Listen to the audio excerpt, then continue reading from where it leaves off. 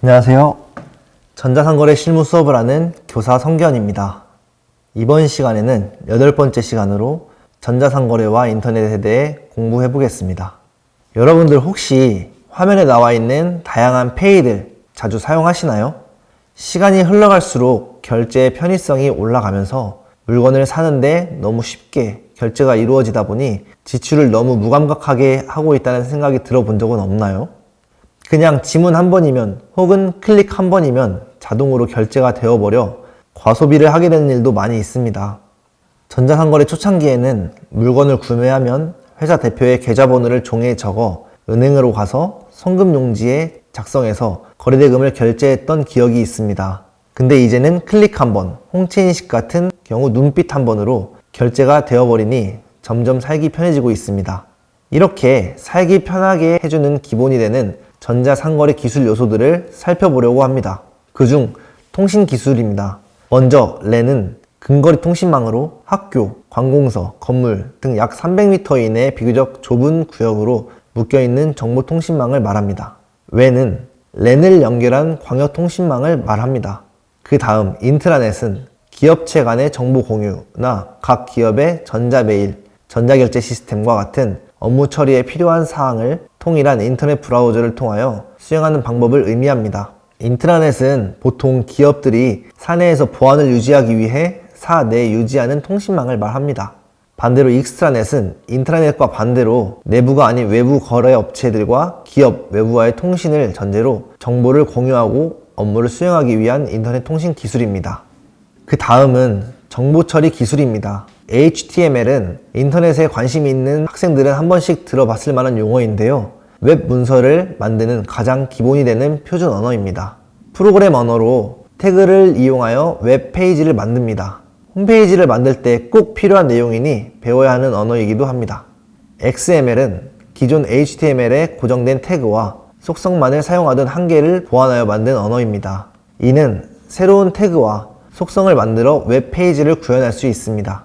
CGI는 웹서버와 웹 프로그램 사이에 정보를 주고받는 방법 또는 규약을 의미합니다. 웹서버에 있는 특정한 프로그램을 실행시켜 프로그램 결과 값을 웹 브라우저로 가져와 보여줍니다. ASP는 마이크로소프트사에서 만든 윈도우 웹서버 전용 언어입니다. 자바는 선 마이크로 시스템즈에서 개발한 객체 지향 언어입니다. 자바는 C 언어와 마찬가지로 대표적인 프로그래밍 언어입니다. 그 다음은 보안 기술입니다. 컴퓨터를 하다 보면 방화벽이라는 말 많이 나오죠. 방화벽은 외부로부터 불법적인 침입을 막기 위해 내부 네트워크와 외부 네트워크가 연결되는 곳에 설치된 보안 장비, 서버 또는 프로그램 보안의 원칙으로는 기밀성, 인증, 무결성, 부인 방지, 익명성 등이 있는데 하나씩 살펴보도록 합시다.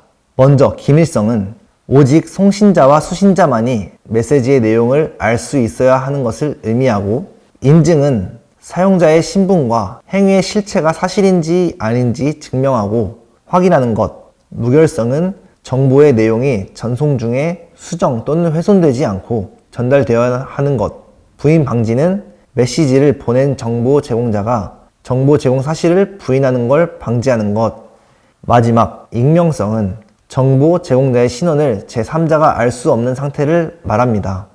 인터넷 보안 위협의 유형으로는 더 많이 있지만 가로막기, 가로채기, 수정, 위조만 살펴봅시다. 먼저 가로막기는 데이터의 정상적인 전달을 가로막아 흐름을 방해하는 행위이고, 가로채기는 송신 데이터가 수신지까지 전달되는 도중에 몰래 보거나 도청하여 정보를 유출하는 행위, 수정은 전송된 데이터를 원래의 데이터와 다른 내용으로 바꾸는 행위, 위조는 마치 다른 송신자로부터 데이터가 송신된 것처럼 꾸미는 행위를 말합니다.